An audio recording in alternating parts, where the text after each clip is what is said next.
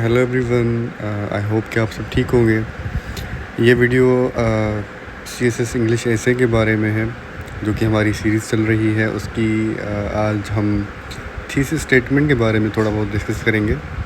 और उसके पहले मैं आपको एक बहुत ही ज़्यादा इम्पोर्टेंट बात बता दूं जो कि मैंने थ्रू आउट दीज ईयर्स खुद सीखी है। ठीक है, CSS इंग्लिश ऐसे आपको अक्रॉस पाकिस्तान तकरीबन कोई हज़ारों में टीचर्स होंगे, हज़ारों में एकेडमीज़ होंगी जो आपको मुख्तलिफ़ तरीक़ेकार बताएंगी, मुख्तलिफ़ मेथड्स, मुख्तलिफ़ स्ट्रेटजीज़ बताएंगे। बट एक चीज़ आपने खुद रियलाइज़ करनी है कि स्टूडेंट्स जो हैं वो सारे के सारे टीचर्स के तकरीबन पास हो जाते हैं। सो किसी भी एक टीचर का, किसी भी एक एकेडमी का जो ऐसे का स्ट्रक्चर है, ऐसे का मेथड है, ऐसे को अप्रोच करने के मतलब डिफरेंट अप्रोचेस जो हैं वो सब्जेक्टिव होती हैं। कोई भी रिजिड, कोई भी फिक्स्ड तरीक़ेकार नहीं होता ऐसे को पास करने का। ठीक है, तो आई वुड सजेस्ट कि जिससे जितना आप सीख सकते हैं, जिस टीचर से, जिस मेंटोर से, जिस वीडियो लेक्चर से जितना आप सीख सकते हैं उतना सीखें। और जितना आपका खुद का सेंस, जितना आपका खुद का लॉजिक काम करता है, वही नॉलेज, वही मेथड, वही तरीक़ेकार आप अपने राइटिंग स्टाइल में इनकलकेट करें। और जो आपको अननेसेसरी, इलॉजिकल लगता है वो आप ओमिट कर दें। ठीक है, ऐसे आपकी अपनी खुद की जो समझ होती है उसको रिफ़्लेक्ट करना है, ना कि कुछ रटा रटाया उसको मतलब पेपर में जाके लिख के आना है। वैसे इसी ही वजह से मोस्टली स्टूडेंट्स फेल। ठीक है, तो ये बात बताने का मकसद सिर्फ इतना ही है कि सीखें सबसे, बट सेंस अपना यूज़ करें। ठीक है, क्योंकि ऐसे को पास करने का कोई एक तरीका नहीं है, कोई एक फ़िक्स्ड मेथड नहीं है। सारे के सारे टीचर्स मुख्तलिफ़ तरीक़ेकार पढ़ाते हैं। बस आपको ये करना है कि आपको जो ज़रूरी चीज़ें हैं और बेसिक्स जो हैं वो अपने राइटअप में रिफ़्लेक्ट करवानी है। और जो आपका ख़ुद का जहन काम करता हो, जितना आपका मतलब it is very common thing कि हर एक बंदे के अंदर अपना ख़ुद का एक सेंस होता है, समझ होती है, लॉजिक। और इलॉजिकल चीज़ों को हम देखते ही समझ जाते हैं कि ये चीज़ लॉजिकल नहीं है, बेसलेस है, बेबुनियाद है। ठीक है, इस ही एक्सपीरियंस की बुनियाद पे मैंने ख़ुद ही कंक्लूड किया है, खुद ही समझा है। और मैंने काफ़ी टॉपर्स वगैरह को भी देखा है ये चीज़ करते हुए कि वो आउटलाइन में आउटलाइन के अंदर थीसिस लिखने को डिस्करेज करते हैं। ठीक है,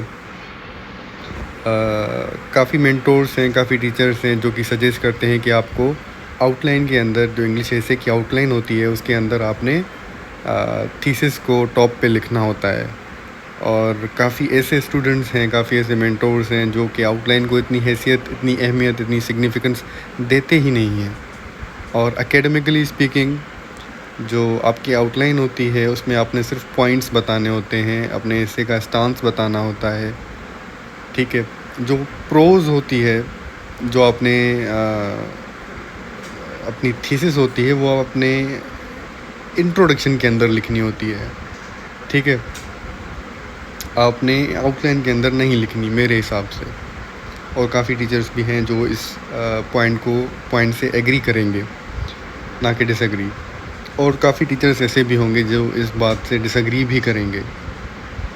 और मेरे पास कुछ 10 रीज़न्स हैं जिनको लेके मैं आपको कन्विंस करने की कोशिश करूँगा कि आप अपने एसे के राइटअप में थीसिस आउटलाइन के अंदर थीसिस ना लिखें। इंट्रोडक्शन के अंदर वो थीसिस आप लिख सकते हैं एकेडमिक तरीके के साथ, बट आउटलाइन के अंदर थीसिस लिखना बहुत ज़्यादा रिस्की हो जाता है, अननेसेसरी हो जाता है। ठीक है, कमिंग टू द रीज़न्स के रीज़न्स क्या क्या हैं जो कि मेरी नज़र में लॉजिकल हैं। ठीक है, पहला रीज़न जो है it is outline as a structural road map. आपकी जो आउटलाइन होती है वो आपके ऐसे का एक स्ट्रक्चरल रोड मैप होता है, ना कि पूरा का पूरा आपने उसमें ऐसे नहीं लिखना। आपका आप सिर्फ रोड मैप बताना है कि मैं इस तरीके कार के साथ, इस स्ट्रक्चर के साथ अपना ऐसे लिखूँगा या लिखूँगी, ठीक है। An outline is designed to map structural framework, headings, subheadings. It should not be burdened with full introductory prose or complete standalone sentences, ठीक है। आप अपनी आउटलाइन को बर्डन कर रहे होते हैं जब आप इंट्रोडक्टरी प्रोज लिख देते हैं in the form of thesis statement. कुछ लोग तो हैं जो इंट्रोडक्टरी रिमार्क भी लिख देते हैं और क्या कहते हैं, थीसिस स्टेटमेंट भी लिख देते हैं, तो मतलब वो ओवर बर्डन कर देता है आपके आउटलाइन को। you have to let your outline to stand alone completely, ठीक है। पहला मेरा रीज़न ये है कि आउटलाइन में थीसिस नहीं लिखनी। Coming to the second reason कि आउटलाइन क्यों नहीं लिखनी, प्रिवेंशन ऑफ अननेसेसरी रिपीटेशन। ये भी एक स्ट्रॉन्ग रीज़न होता है एग्जामिनर के पास कि वो स्टूडेंट्स को फेल कर देता है। देखिए, आप अगर आउटलाइन में एक कुछ 2-3 सेंटेंसेस लिख देते हैं, वही सेंटेंसेस आपके आगे जाके आपके पॉइंट्स में रिपीट होंगे, फिर आपके इंट्रोडक्शन में रिपीट होंगे, तो ये एक किस्म की अननेसेसरी रिपीटेशन हो जाएगी, ठीक है। The thesis statement belongs explicitly with in the introductory paragraph. जो मैंने पहले बात मेंशन की कि जो आपकी थीसिस स्टेटमेंट होती है वो एकेडमिकली स्पीकिंग आपके इंट्रोडक्टरी पैराग्राफ के साथ अच्छी लगती है, ठीक है। Replicating it word for word in the outline creates redundant text. अब आप अगर एग्जामिनर रिपोर्ट देखेंगे हर साल की, तो एग्जामिनर ने ये बात क्लियरली लिखी है कि रिपीटेशन होती है काफ़ी स्टूडेंट्स के राइटअप्स में, ठीक है। वो हमें नहीं करनी, वो अननेसेसरी हो जाती है, एक ख़राब इम्प्रेशन पड़ता है एग्जामिनर के ऊपर, ठीक है, वो नहीं करनी। ये भी मेरे पास एक स्ट्रॉन्ग रीज़न था कि आपने आउटलाइन के अंदर थीसिस नहीं लिखनी। It adds no fresh analytical value, मतलब ताकि वो वही सेम बात आप आउटलाइन वाली इंट्रोडक्शन के अंदर लिख देते हैं तो it creates negative analytical value, ठीक है। होपफुली आपको ये 2 रीज़न समझ में आ गए। और उसके बाद तीसरा सॉलिड रीज़न जो हमारे पास है ये है कि हाँ, ये मतलब आपके पास एक तो कोहेरेंट और कॉम्प्रिहेंसिव आपने आउटलाइन बनानी होती है, क्रिस्प, ठीक है। क्रिस्प लफ्ज़ याद कर लें कि आपकी आउटलाइन 2 चीज़ें होनी चाहिए आपकी आउटलाइन के अंदर। एक तो वो कॉम्प्रिहेंसिव होनी चाहिए, मतलब पढ़ते ही समझ आ जाए, और वो क्रिस्प होनी चाहिए, और मतलब कि टू द पॉइंट होनी चाहिए, क्रिस्प होनी चाहिए। उसमें एक्स्ट्रावेगेंट अननेसेसरी बातें ना हों, टू द पॉइंट आपके जो भी आपके आर्ग्यूमेंट्स हैं वो सीक्वेंस में क्रोनोलॉजिकल ऑर्डर में लिखे हुए होंगे, तो वो क्रिस्प होगी और कॉम्प्रिहेंसिव होगी, ठीक है। और उसको मेक श्योर करने के लिए आपने थीसिस नहीं लगानी, आपने इंट्रोडक्शन की हेडिंग लगानी है नंबर 1 पे। उसके बाद आपने, अगर आप क्रंच पैराग्राफ दे रहे हैं ओवरव्यू का, तो वो वेल एंड गुड। तीसरा जो है, आपने अपना मेन हेडिंग पे आ जाना है। इससे आपका जो है वो ऑप्टिमाइजेशन ऑफ लिमिटेड स्पेस भी हो जाएगी और आपकी आउटलाइन कॉम्प्रिहेंसिव और क्या कहते हैं, क्रिस्प हो जाएगी, ठीक है।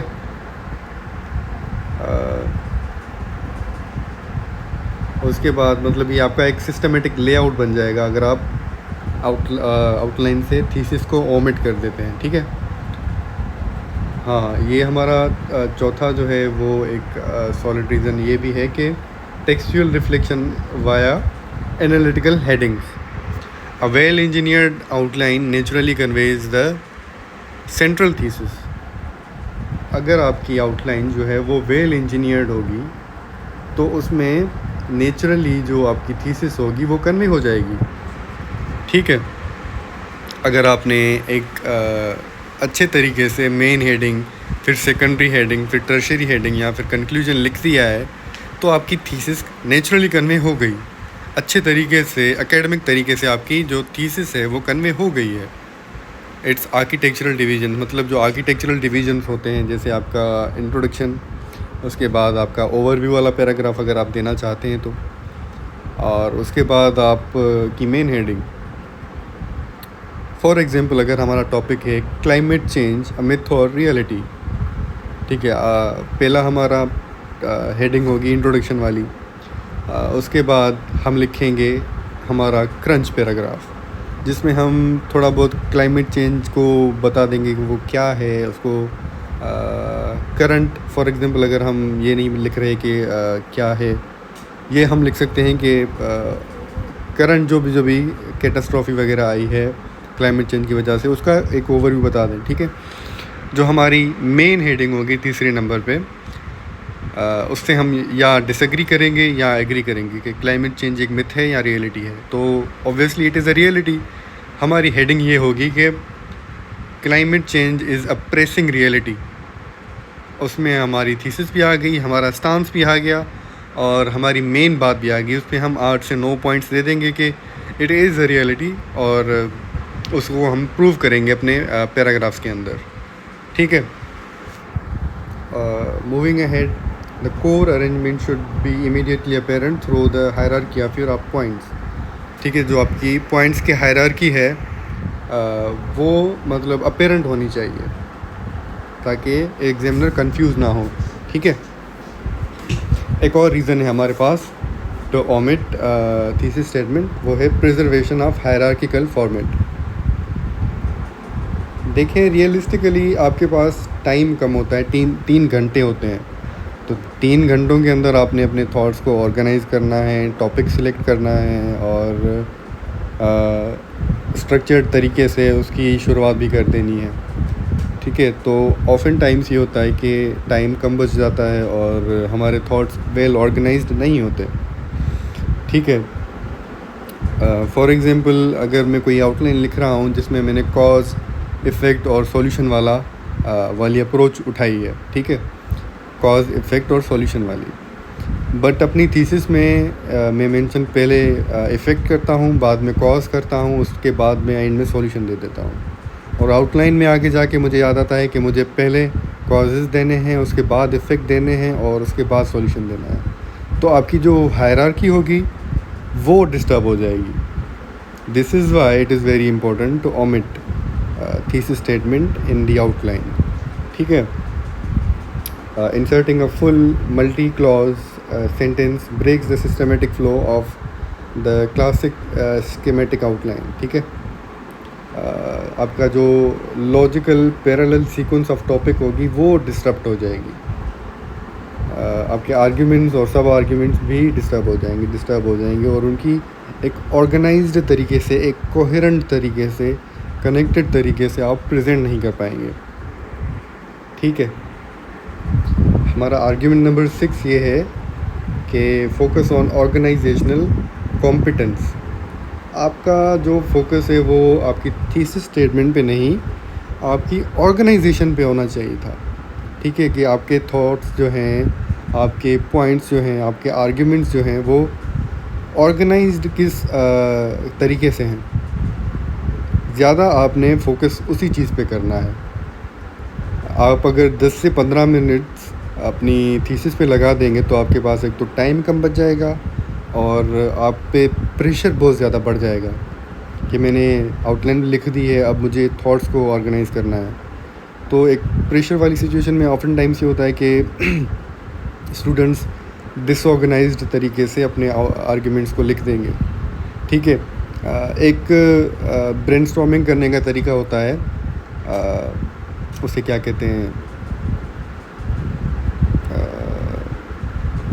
मतलब हायरार्कीज़ होती हैं, जैसे पॉलिटिकल, सोशल, एकेडमिक, हिस्टोरिकल, ये हमारी मेन हेडिंग्स होंगी।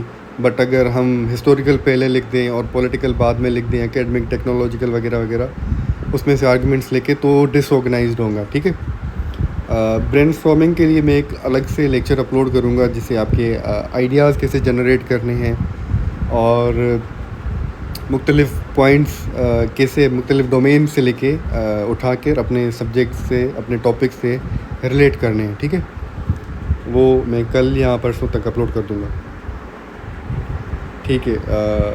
6 नंबर हमारा आर्ग्यूमेंट ये था कि examiners utilize the outline primarily to evaluate your structural clarity. आपकी आउटलाइन वो स्ट्रक्चरल क्लैरिटी के लिए देखते हैं, ना कि आपकी थीसिस के लिए। वो आपका लॉजिकल प्रोग्रेशन देखते हैं एंड आपकी कैटेगराइजेशन स्किल्स देखते हैं कि आपने एक ही आर्ग्यूमेंट को कितने डोमेन्स में कैटेगराइज किया है। एब्स्ट्रैक्ट एसेस जो होते हैं उनको हम पर्सनल, फैमिली लेवल और religious level, political level, national level तक मतलब कैटेगराइज करते हैं। तो वो चीज़ें एक बेहतर इम्प्रेशन डालती हैं एग्जामिनर के ऊपर। अगर हम ज़्यादा फोकस थीसिस के ऊपर करेंगे, वहाँ पे ही प्रोज लिख देंगे, तो वो हमें उस हिसाब से जज करेगा। बट अगर हम अपना कैटेगराइजेशन स्किल्स पे ज़्यादा ध्यान देंगे और अपने आर्ग्यूमेंट्स को बेहतर तरीके से सेग्रीगेट करेंगे, डिवाइड करेंगे, कैटेगराइज करेंगे, तो वो स्किल्स हमारी ज़्यादा एवेल्यूएट होंगी बेहतर तरीके से। ठीक है। नेक्स्ट जो हमारा आर्ग्यूमेंट है टू ओमिट थीसिस स्टेटमेंट, वो है कि अवॉइड प्रीमेच्योर वेग क्लेम्स। अक्सर औकात ये भी होता है कि जो हमारी थीसिस होती है वो बहुत ज़्यादा वेग बन जाती है, उसमें क्लैरिटी नहीं होती, और जो एग्जामिनर होता है उसकी प्राइमरी डिमांड ही यही होती है कि हमें क्लैरिटी के साथ लिखना है। अगर हमने वेग और अनक्लियर थीसिस स्टेटमेंट लिख दी तो ऑब्वियसली वो हमें फ़ेल करेगा। बिस्मिल्लाह ही हमारी गलत हो जाएगी तो वो फ़ेल करेगा। इसीलिए separate thesis statement can easily slip into abstract और ओवर जनरलाइज्ड असर्शंस। हमें ओवर जनरलाइज नहीं करना किसी भी चीज़ को। शुरुआत में हमारी अप्रोच यही होती है कि स्लोली चीज़ों को शुरू करें, और स्लोली करेंगे तो जनरल बनेंगी, जेनेरिक बनेंगी। इसीलिए शुरू में ही थीसिस ना लिखें। ठीक है। Strong outlines validate an argument dynamically through specific structured headings and hierarchies. ठीक है। उसके बाद नेक्स्ट आर्ग्यूमेंट है हमारा मिटिगेटिंग स्ट्रक्चरल इनकन्सिस्टेंसी। देखें, थ्रू आउट जो मैंने आर्ग्यूमेंट दिए हैं आपको, उन पे ज़्यादातर जो एम्फेसिस रही है वो स्ट्रक्चर पे रही है, क्योंकि आउटलाइन आपका पूरा का पूरा पूरे के पूरे ऐसे का फेस होता है, और ऐसे हमारा बेहतर तभी लगता है जब वो स्ट्रक्चर्ड हो। अनस्ट्रक्चर्ड, अनबैलेंस्ड तरीके से हम लिखेंगे तो वो हमें मार्क्स नहीं देगा। If the written thesis statement and the subsequent headings diverge even slightly during the drafting, it exposes a critical flaw in coherence, weakening the integrity of the entire paper. ठीक है। थोड़ा बहुत भी ऊपर नीचे हो जाता है तो पूरे के पूरे पेपर की इंटीग्रिटी क्वेश्चंस के अंदर आ जाती है, डाउट के अंदर आ जाती है कि इसने शुरुआत में एक बात कही और उसका ऑर्डर ही चेंज कर दिया, उसकी एम्फेसिस ही दूसरी चीज़ पे चली गई, तो एक गलत इम्प्रेशन जाएगा। ठीक है। आपने ये एक और बात या अपने जहन में डाल देनी है कि यू हैव 3 आवर्स। आपके पास 3 ही घंटे हैं अपनी स्किल्स, अपनी नॉलेज, अपनी प्रेजेंटेशन, अपना रिसर्च, उसको एक बेहतर तरीके से प्रेजेंट करने का। मतलब आप ऐसे सोच लें कि वो आप 3 घंटे में अपना 3 सालों की, 2 सालों की, 1 साल की मेहनत अपने स्किल के थ्रू दिखानी है, और एग्जामिनर को कन्विंस करना है कि भाई तुम मुझे फ़ेल नहीं कर सकते। ठीक है। और वो उसमें आप कोशिश ये करें कि आप सेफ़ खेलें, उसमें कोई रिस्क ना लें। और थीसिस लिखना बहुत बड़ी रिस्क बन जाती है अगर आपको उसके ऊपर बहुत ज़्यादा ग्रिप ना हो और टॉपिक के ऊपर ग्रिप ना हो। ठीक है। उसके बाद हमारा जो नेक्स्ट आर्ग्यूमेंट है वो है कि एडेरेंस टू स्टैंडर्ड आउटलाइनिंग कन्वेंशंस, जो कि हमारे स्टैंडर्ड आउटलाइनिंग कन्वेंशंस बने हुए हैं, हम उसी से एडहेयर करें, उससे डिविएट ना करें। ठीक है। Professional, academic and competitive examinations जो होते हैं वो लीन करते हैं heavily towards nominal phrases, keywords and concise topic headings over full sentence structures. आपकी आउटलाइन में नॉमिनल फ्रेजेस हों, छोटे छोटे फ्रेजेस हों, कीवर्ड्स हों और कंसाइज टॉपिक हेडिंग्स हों, तभी वो आपकी आउटलाइन जो है वो बेहतर लगेगी। अगर आप फुल सेंटेंस स्ट्रक्चर्स लिखेंगे तो ऑब्वियसली वो इतनी ज़्यादा एकेडमिक नहीं लगेगी, इतनी प्रोफेशनल नहीं लगेगी। ठीक है।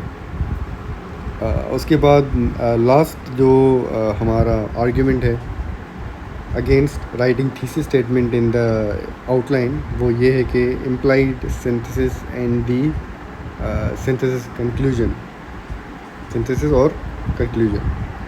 अब ये बात है कि the orderly progression from introductory frame through the core body arguments to the final synthesis naturally validates the position being defended without needing a separate repetitive declaration। इस बात पे ज़्यादा ध्यान दें कि आप अपनी बात को डिफेंड कर सकते हैं without needing a separate repetitive declaration.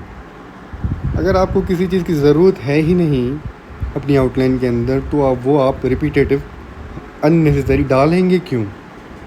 ठीक है।